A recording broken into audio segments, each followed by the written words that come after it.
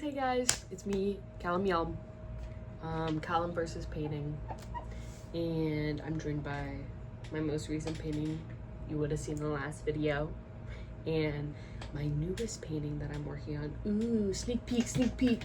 Today, I'm gonna be showing you what art supplies I use just cause I think it's fun and I have a lot of stuff and you know.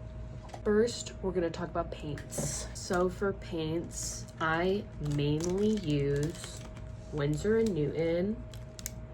I usually use the primary colors because you can mix whatever you want with primary colors and it makes it cheaper than buying a billion colors every time you go to the art store. If you just mix your own. It's cadmium red, it's like a light red, cadmium yellow, the basics, and then I use Winsor blue. Fuck ultramarine, as we have said. I hate ultramarine. Winsor, it's a beautiful blue. Look at that blue. It's beautiful. I've been testing out other brands, so I have Liquitex, cadmium yellow, and cadmium red.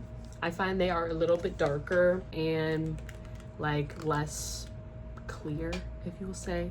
So the more acrylic or like plastic or pigment that's in the paint, the less sheer it will be because it's basically water and acrylic is what's in acrylic paint. For convenience colors are colors that you could just grab and you don't have to mix yourself, like if you use it a lot.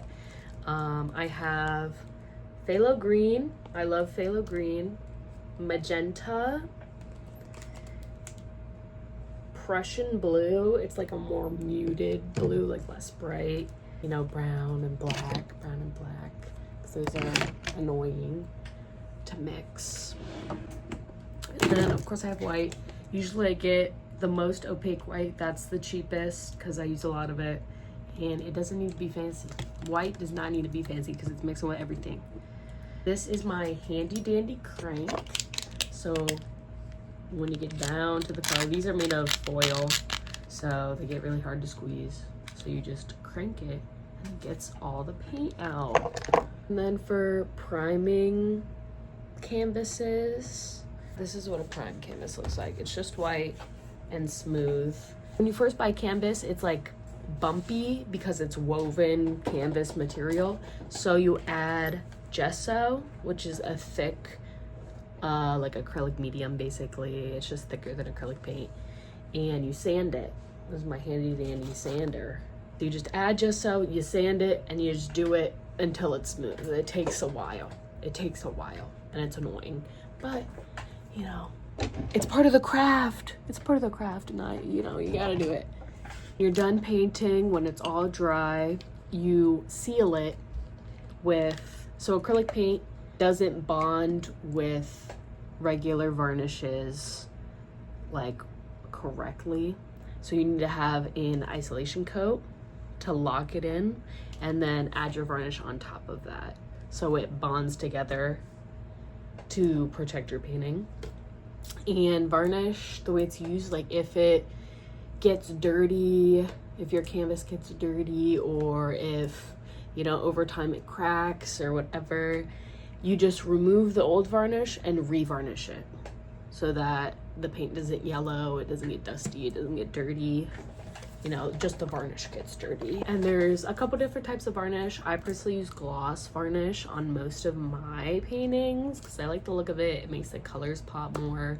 But there's also satin varnish, there's high gloss, semi-gloss. There's like different levels of glossiness. This painting right here, the self-portrait, this is a satin varnish. So it's a little bit glossy, but mostly it's like kind of matte. That's what a satin varnish is. This, my painting 17, you see it's like a lot more reflective. This is a gloss varnish. Now we're gonna talk about brushes. I'm just gonna show you my favorites because I have too many brushes and I only go to a certain amount of them. A lot of them are backups, like if I accidentally ruin a brush.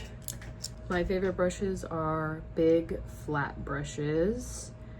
Just if you're painting something big like that, it gets a lot of surface area and you still have a lot of precision because the edge, you just use the edge of the brush And then I have a mini version for little things. This for little tiny details. I just bought another one because I've used this, you can't even see. I've used this one so much that it is not pointy anymore. It's all over the place. I just got this palette knife. I don't use them often, but this 3D painting that I just have been working on, I needed one. So I got this one. It's worked really, really well. It's a small, I think it's a small number 17, small knife number 17, Liquitex. All my brushes are really random with brand. I just get whatever shape and size I need when I need it. This is my little notebook that I got when I started working towards my gallery. It's September 19th, Friday, 5:30-ish to 9-ish. I'm still working on that. I'm still planning for that. I'm still planning for it and making a lot of paintings for it. So come see. You can just look around. It's free entry. You can buy things. I'm going to be selling prints, posters, magnets, and there's going to be a raffle too. Put money in, buy a ticket, and then if you get your name drawn, you can have any painting you want. That's for sale. But this book is like basically plans for my gallery, plans for all my paintings, what I want to paint, just ideas in general, so I can like put it in my pocket, take it on the go in case I have an idea. And it's not just like typing it in my phone. Like that it gets old. It gets lost in the sea of things that get typed in your phone. I don't know, other notes users. I don't know if you know what I'm talking about, but there's a lot of things happening in there. And I need something physical to keep my mind in check. And I'm gonna give you a little tour of it. So I have this from my PewDiePie painting, my cat. That was ideas for other cat paintings. And this was the planning for my painting right up there. I Hate Wrestlers is what it's called. It was just gonna be, what was I gonna do for the border of it? And if I wanted figures in it or not. I ended up not putting figures in it. So it's just a background. And then I have little notes of what needed to be fixed in the painting. Because painting is not linear. It's not at all. And then I have a sketch of the face from my painting 17 because I couldn't get her face right. So I sketched it first before I painted it. And then I have plans for something that has not been started. A little sneak peek of an embroidery project that I'm gonna be working on hopefully soon. I don't think you'll see it in this gallery. That's about all the art supplies I use for my paintings, at least. I do have some new stuff that I haven't tried out yet. Not trying to promote that because I don't know if they're good. I hope they're good. That is it. Thank you for watching this short video on what I use. Enjoy your day.